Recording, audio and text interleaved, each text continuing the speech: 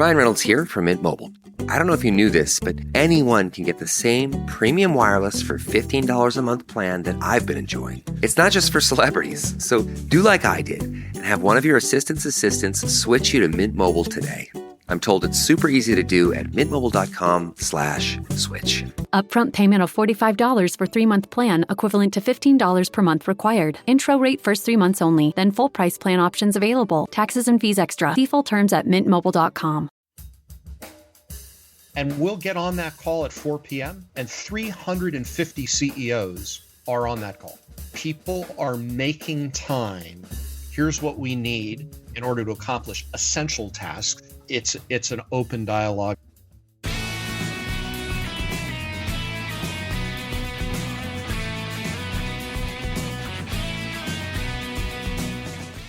From Off-Script Media, I am Matthew Zachary, and this is Out of Patience. On today's show, you're going to hear from my good friend, Bruce Cozadd, the co-founder, chairman, and CEO of Jazz Pharmaceuticals. And no, this is not a conversation about the glamorous pharmaceutical industry and all of its unique, shall we say, facets worthy of endless discussion. No, I wanted to talk to Bruce as my friend, my peer, my fellow founder and CEO about leadership during COVID and all the other crazy shit going on right now. There's no handbook for this. There's no cookie cutter recipe and some book on the shelf to tell you what to do. How do you manage a crisis like this when you run a critical business in a critical industry while the world is on fire? And he's a co-founder. This is his baby. His thousands of stakeholders are his family. Challenges, opportunities, empathy, compassion, gratitude, mental health, internal, external communication, supply chain, lessons learned, peer support, being an anchor, all of this and more on today's show. Enjoy. Bruce, I'm so thrilled to have you, I would say back on the show, but it's a different show, and we will put a link in the description to this episode about when we first interviewed each other. Technically, that was a dual interview on the Stupid Cancer Show several years ago. But I really wanted to have you back to specifically talk to you about COVID and leadership.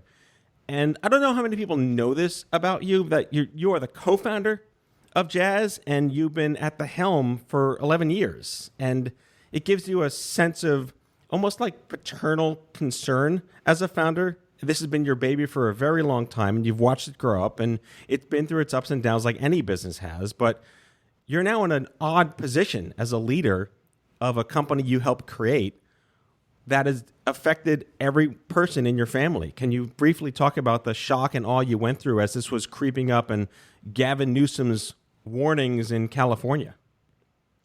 Yeah, Matt, so it's good to be sort of back, if this is a different show, but good to be with you Yes. again. And you're right, I did co-found the company back in 2003 and stepped into the CEO role in 2009. And I like your term of paternal concern, and I do feel that in a good way and in a heavy way. Being responsible for the patients we take care of and being responsible for the employees of the company and some responsibility to the communities in which we operate.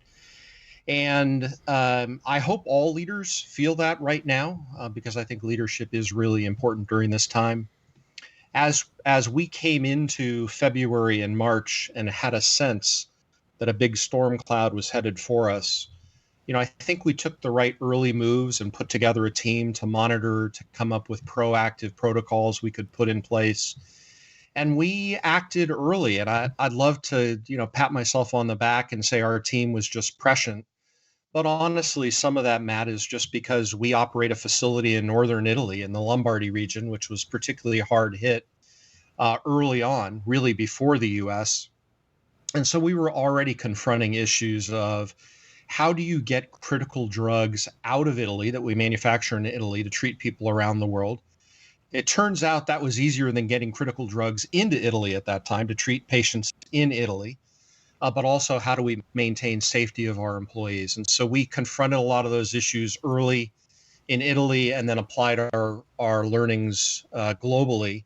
So we actually did shut down our U.S. operations, actually worldwide, effective March 16th. We made that call the week before that we'd all be working remotely. And I think that was the right thing to do. We've continued caring for patients. We've continued taking care of our employees, and we're getting a lot of things done. Yeah, that's exceptional. And yeah, I should have led with you're an international organization that has footprints in many, many countries. You affect millions of patients around the world. And supply chain is all that. It's the start and finish of delivery of care to the end user. So from the perspective, did you work with governments? How did you gain insight into the uniqueness of how you were going to, adapt the ways you did business in those countries? Yeah, well, one thing I'll say is, unlike other crises leaders may have managed through, this was essentially a worldwide crisis, right? Everyone was dealing with the same situation. And in some ways that makes it hard, but in some ways it makes it easy. And when I say it makes it easy, governments were having to think through these things just as we were. And I think a lot of governments, while we can complain about the things we don't like, a lot of governments did a lot of things right. And one of the things they did right was an early recognition of what's an essential business and what's non-essential. And they made clear from the beginning, we will keep essential services going. And those essential services include manufacturing life-saving products and shipping them, right? It's the shipment companies I worried about too. What if FedEx drivers decide, or pilots decide they don't want to go into work, right? How does the medicine literally get through the supply chain, but all the way to the patient? And patients depend on that. We saw some, I think, understandable hoarding behavior on the part of patients. They tried to get bigger refills of their prescriptions because they were worried about their ability to access medicine. And so being as clear as we could with the healthcare professionals, with patients, with patient advocacy groups, in public statements about what our situation was in terms of ability to reliably supply product was important to take care of our patients. So the old saying, you can't help the world till you help yourself. You're a leader. You have numerous stakeholders looking to you for guidance and hope and aspiration and direction. What did you have to do internally for yourself to prepare, if anything at all, on how you are going to mentally go through this running everything? Yeah, well, the first thing is to not feel sorry for yourself, and to remember that there are always people who have it tougher than you do. In this case, I would say almost everyone. And when you look at what was going on with the health status of people directly impacted by COVID-19, when you look at businesses that were essentially shut down, some of which may not recover, you have to remind yourself what you've got that's working. And for me and for our employees, it was reminding all of them that the work we do is essential. And I don't just mean in the in the current regulatory framework, but what we do matters. It matters to people and their lives. And our company is continuing to operate. We need to find new ways to get things done, but we have an important job to do. We're fortunate in that regard. We were not looking at laying off employees, furloughing employees, cutting salaries. We were instead asking, how do we continue to do the essential things we do and do them well in a new environment? When it came to my feeling of responsibility, I did feel it was important to communicate often and directly with employees. And in my case, that's involved things like recording a weekly video for my employees. And when I say recording a video, I mean I literally pull out my iPhone. I do my own hair and makeup. I'm kidding. But I record typically in one take, no script, a message to employees, and then I hit send to all employees. And I feel more connected, not less connected to employees in this new, strange virtual world. And what I thought I was doing, Matt, was taking care of my employees. I thought, I'm going to reassure them. I'm going to inspire them. And I should have seen this coming, but I didn't. They turned out to inspire me. So the emails I got back from not every one of our 1,600 employees, but from many of them, were very personal, thanking me for my messages, telling me that unlike what usually happens Americans in the office, of course, they're working from home now. They actually sat down with their families and watched these videos. And, suddenly it's kids understanding a little better what mom or dad do. It's a spouse. It's a significant other that now understands what you do. And they wrote me back inspirational notes about how proud they are to work for this company, how proud they are of the mission we serve of improving patients' lives, how they're innovating to get things done. And so, I sent out this one message to help this broad group of employees, and they sent me back more than I ever sent them. I think it was either Jack Welch or Lee Iacocca's book, but someone once said, you don't hire people to tell them what to do, you hire people to learn from them. And absolutely. And I've been practicing that my entire career building companies. And it's just a testament to that practice, that philosophy really does work if you approach it with empathy and appreciation. I'm just curious from a logistics perspective, how did you actually get 1,600 people comfortably accommodated to work from home?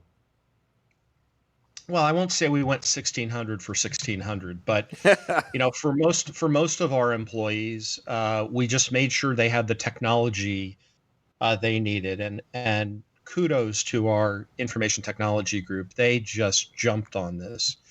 We didn't ask questions. We didn't ask approvals. We just sent computer equipment to people that needed it. In some cases, we took it from the office because it wasn't needed in the office. But we just made sure everyone had the setup they needed. If they needed more internet speed than they had at home, we paid for it. If they needed a webcam, we shipped it to them. Our IT team quickly rolled out multiple online collaboration tools, some of which we used. We were a WebEx user pre-COVID-19, but we rolled out Zoom. We rolled out Microsoft Teams. We just enabled people to get up a learning curve really quickly to use technology to help us operate in this environment. And, you learn fast that technology existed pre-COVID-19. We just didn't know how to use it. Now we know how to use it, and we can do more than we could pre-COVID-19. Yeah, I mean, we have to take advantage of what we took for granted, that if this were 10 years ago, we'd be living on Friendster, and that would just not work for any company trying to figure out how to make this work. I do want to make it a little personal because we have something in common, you and my dad. When I was in college, my dad was happily waiting for me to just move to L.A. That was the plan. I was going to graduate and go to L.A., and I got sick and had to move home. And he was like, a combination of, hey, I'm here to help you because you're sick and we're going to get you better, but also, oh, for God's sakes, 18 years of this and now some more. Said, I remember the last time we spoke, your son was either going to college or in college already, and colleges are closed now and your family is home now. What's that been like for you to transition to a situation where there may be a lot of gratitude because you get to spend time with your family, but is there really family fatigue? Not yet. I don't want to be overconfident it'll never happen, but it has been great to spend more time with family. And I think that's one thing that I and other employees across the company have talked about wanting to retain as we get through this together. And I'm not saying all kids home from college all the time, but spending more time as a family, having less, having fewer of us on planes, going to distant meetings and being gone for a night or a week or 2 weeks, nobody heading out to meet their friends at a restaurant, but the family having dinner together. There's some good in that. And I think it's helped remind all of us the important role loved ones play, people that actually share living space play in our lives. And maybe some of us were taking that for granted a little bit before this. It has really analogued humanity a little bit, if you agree with that. Even though we're kind of stuck on Zoom now a lot more than we may have wanted to be, I never felt such a stronger desire to want to spend as much time with my parents as possible, and I couldn't physically see them for 3 months. And finally, the weather got nice, and I went to their house for the first time, and I sat in the backyard, 6, 10, 40, whatever feet they were comfortable with me sitting away from them. and I sat and had like a regular conversation with them. Are you in a mode now with family members or friends, and obviously your employees who are your family, that you just physically need to see people? So yes and no. We just did a similar session with my wife's parents who live here locally over the long weekend. Same thing, sitting far apart from them, but talking in person, reading body language, laughing, not feeling like you're constrained in the same way you feel when you're on a phone call or even a Zoom chat. So yeah, I really do enjoy that. But I'll also say, Matt, that as I've been, Zoom calling with employees around the world, I feel more connected to them, not less. The fact that their kids run through the background or interrupt them, or that the cat climbs up on the table, or the dog barks, or, whatever, you're getting to know people as people, not just employees. And in the realm of geography doesn't matter right now, it's as easy to get together with somebody who's across the country or across the world as it is somebody down the street. And that has really changed how you group people in communications. So, I used to do something back when we worked in offices, way back in March of 2020. I used to do breakfast with Bruce, where I would take a collection of employees, largely newer employees, but some more tenured employees mixed in across departments, and I'd get together for 90 minutes and we'd chat about their experiences, me getting a read on what they're seeing in the culture of the company, but also sharing some information about why we do things the way we do them at Jazz Pharmaceuticals. And the grouping for that breakfast was obvious. It was people in the Palo Alto office, people in the Philadelphia office, and my assistant Emily set up a breakfast with Bruce recently, and she realized it didn't matter where the employees were. So I've been doing breakfast with Bruce now, virtually, with employees from all over the globe. It's a different way of grouping. My college reunion, I won't tell you which one, but it's a big number, would have been this past weekend. I went to Yale, I sang in a singing group, and the 14 of us that sang together, all members of one class in the Whiffenpoofs, had not been all together since, well, this will tell you how old I am, since 1986 or 1987. We can't pin down the year more specifically than that. We've had 11 of us together. We've had 12 of us together. We've even had 13 of the 14 together. But the 14 of us had never been in one place at one time. And we wouldn't have all been together this weekend. We, again, would have had 11, 12, or 13. But virtually, all 14 of us got together. And we've been together a couple times on Zoom chats. We actually recorded separately and then stitched together a song that was played for our class at the reunion this past Saturday night. So again, geography doesn't matter, right? These 14 guys, me included, are scattered around the country and the world right now, but we can get together. So it's changed who you can interact with more easily. Back with our guest after the break.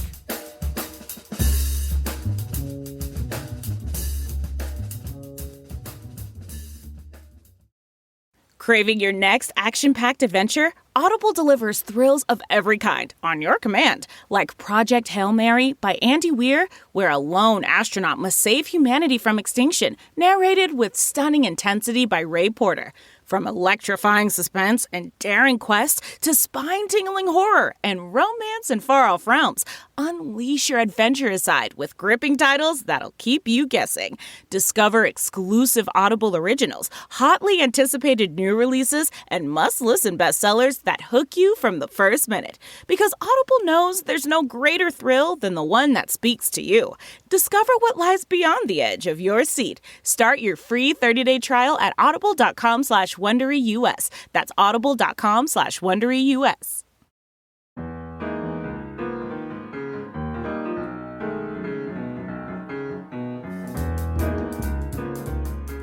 Yeah, it's in a sense, it's humanized the digital nature of civilization. I almost feel like what this pandemic has caused is like an ebb tide. The ocean went way back and revealed everything that was underneath it by the beach for miles at a time, and you're really seeing humanity. I mean, I'm from my cockeyed optimistic perspective, the majority of humanity is really coming and showing its merits. A question for you, as a CEO in a major industry, in the pharmaceutical industry, have you had contact or any kind of peer-to-peer advice with your colleagues at the same level of industry? Have they been looking to you, or have you been giving advice on here's how I handle this, how did you handle this? Yes, and it's two-way, right? We're all learning from each other. So just picking up the phone and calling another CEO, and by the way, not just CEOs in our industry. I've talked to a friend who runs a medical device company. What are you doing to keep your employees safe? How are you handling complications people have in their work life? Are you coming up with policies? Are you giving managers discretion? How are you handling R&D in your labs? Very, very specific things. And I think we all feel, since we're all learning at the same time, that there's extra value in check-ins with people. We also have, I've got members of my executive team whose significant others also work in our industry. And there's just much more sharing right now. Here's what my husband's company is doing, or, I've got a daughter that works for another pharmaceutical company. Here's what her company is doing. So lots of sharing. I'll say I'm a member of a group out here in the Bay Area, San Francisco Bay Area, called Silicon Valley Leadership Group, which consists of the CEOs of, roughly 350 of the larger employers in our area, not industry specific, although, as you can imagine, lots of tech and lots of biotech or biopharma. And, it's an industry, or, it's a community business organization. And, there are occasional meetings that some people come to and some people don't. But what's happening during COVID-19 is they'll say, we're going to get together tomorrow at 4 p.m. and we're going to put on the phone the mayor of San Jose and the head of the county board of supervisors to talk about their shelter-in-place orders. And we can learn from them and they can learn from us. And we'll get on that call at 4 p.m. and 350 CEOs are on that call.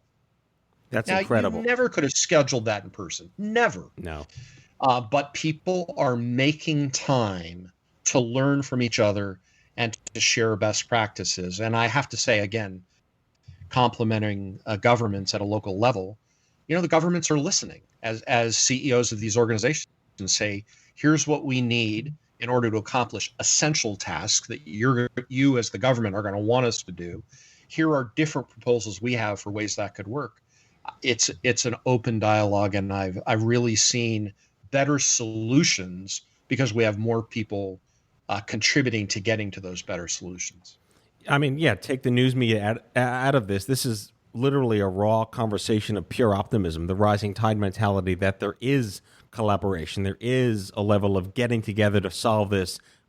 All of us, we're in this together. I'm not unsurprised, but it's even more gratifying to hear it from your voice that this is really happening. Super last question, because we're both musicians and I'm envious of your friends and you're not envious of my friends, but I wanted to know what's on your playlist these days going through these incredible times. Well, I when I said early in the call, I feel really lucky. I mean that. And when I say that there are others who are not so fortunate, way up on that list for me are artists. And I'm, as you can tell from the name of the company, Jazz Pharmaceuticals, music is important to me. And I sit on the board of SF Jazz. I have a bunch of friends who are musicians, Broadway stars, and the world is a bleak place for them right now, without the ability to perform. If you're a solo performer, if you're a painter, a poet, somebody who plays the piano and sings, you can do some things right now. If you're part of a chorus, you can't get together and sing right now. If you're part of an orchestra, you can't get together and play. If you're part of a jazz combo, you can't get together and play. And even when it may be safe for those groups to get together. It's probably going to be a while before we pack an audience into a confined space to enjoy the experience of live arts, live theater, live music, ballet, whatever. And, I really feel for these people. And I feel, back to your question, Matt, I feel like the arts are something that inspire us and help us process the world around us. Visual arts, audio arts. So I am listening to more music lately. I've been going back and forth between classical, jazz, the music of my youth, which I think all of us tend to have a special place in our hearts for. And I've been playing more music. I've been honestly playing the piano and singing more than I would have in my pre-COVID-19 days. It's a way for me of relaxing, of being creative. I do some good thinking at a subconscious level, I think, when I'm playing and singing. And it's been great to share that with the family, all of whom are stuck here listening to me, whether they want to or not. Yes, because they can't get out of here. So there's something for me very magical and very healing about music. I agree. So the answer to the question is you're only listening to my albums, and I appreciate that. All right, so you just sparked one more question for me. Does your family at Jazz know that you're a jazz? Have they seen you play? Will Breakfast with Bruce be a serenade one day? It's interesting. Many of them do know it and have seen me. Back when we used to do in-person meetings, particularly big meetings of, hundreds of employees at a time, multi-day meetings, we typically make sure there's a piano on the grounds of wherever we're meeting. And at night, it would be pretty common for me to sit down and play the piano and sing. Not so much as a solo performer for their benefit, but as an accompanist and sparking the joy of music for groups. So I'd play things that people know and could sing along with. So Billy Joel, Elton John, George Gershwin, Cole Porter, Broadway musicals, rock, pop, you name it. And my particular talent on the piano is I can sight read anything. So I just bring lots of music and put it out on tables and let people choose what they wanted to hear or what they wanted to sing if they were so bold. And we'd play and sing into the evening. That said, for people who've only seen me in an office, in our Dublin office, in our Oxford, UK office, in our Philadelphia office, we don't have pianos in those offices. I do have one in our California office.